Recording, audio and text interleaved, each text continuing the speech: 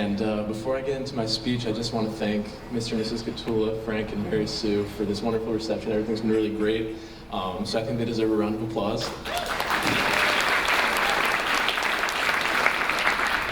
They put a lot of time and energy into making sure every detail of this was perfect, and the same can't really be said for this speech, so we'll see how things go. But for those of you that don't know, me and Joe spent most of our elementary school years in Rome, Italy, and that's where we pretty much grew up together. And growing up together, Joe was my best friend. I mean, we did pretty much everything together. We played sports together, baseball, soccer. We watched movies together. I think we watched The Sandlot like 75 times together. We played Teenage Mutant Ninja Turtles together. We did everything. And Joe wasn't just my best friend, he was also the person that I looked up to, the person that I wanted to emulate. So if Joe liked something, then I liked it. If Joe did something, then I liked it. If Joe did something, then I did it.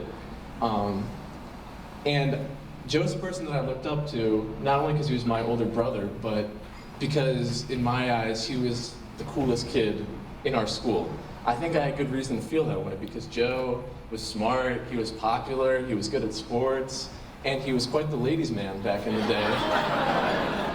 I still remember his 5th grade girlfriend, Annie Zaccaroli, the best looking 5th grader I've ever seen. But then, after that 5th grade year, my family moved back to America. And Joe had a bit of a tough time making the transition at first. First of all, he wasn't the best baseball player on the field anymore. And that was pretty obvious because he was the only one on the field with the giant sports goggles, which is never a good sign. And he was no longer the #1 ladies' man because he had the nice little preteen mustache that he decided to keep on, which scared all the 7th grade girls away. But through all this, Joe was still the person that I looked up to and I wanted to copy.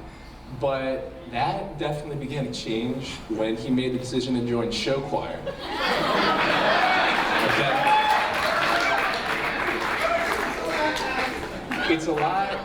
It's definitely hard to look up to your older brother once you see him parading around on stage in bright red suspenders and a cummerbund, belting out show tunes and waving his spirit fingers. So, I didn't know about that. But then I began to kind of understand his decision to join show choir once I found out that one of the reasons he did it was to get close to girls, you know? And in particular, one girl, Casey.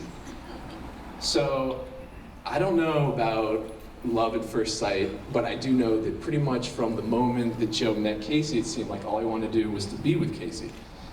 And high school being what it is, it didn't seem like that. Really, the Joe and Casey romance really never got off the ground in high school. There was always something coming in between them, but I remember from the many hours I was stuck going to their choir shows together that they had just an unbelievable chemistry out on the dance floor. If you thought that earlier today that was good, you should have seen them in high school. They were really smooth, which I don't know, you're the only ones who can get that. So, finally in college, Joe and Casey got together, and they've pretty much been inseparable ever since.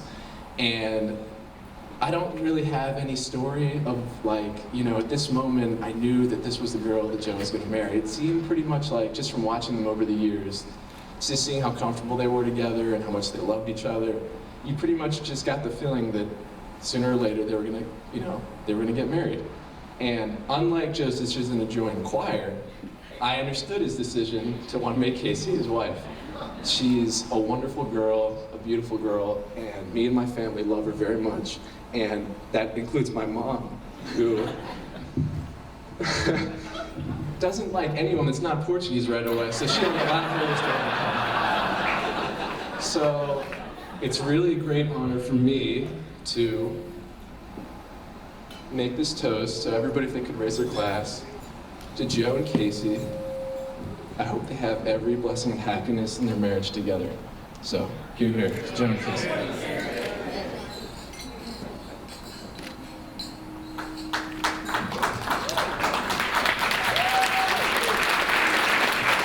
Thank you. And now we have Casey's sister, Connie. Hello. Okay, that's gonna be a tough act to follow, but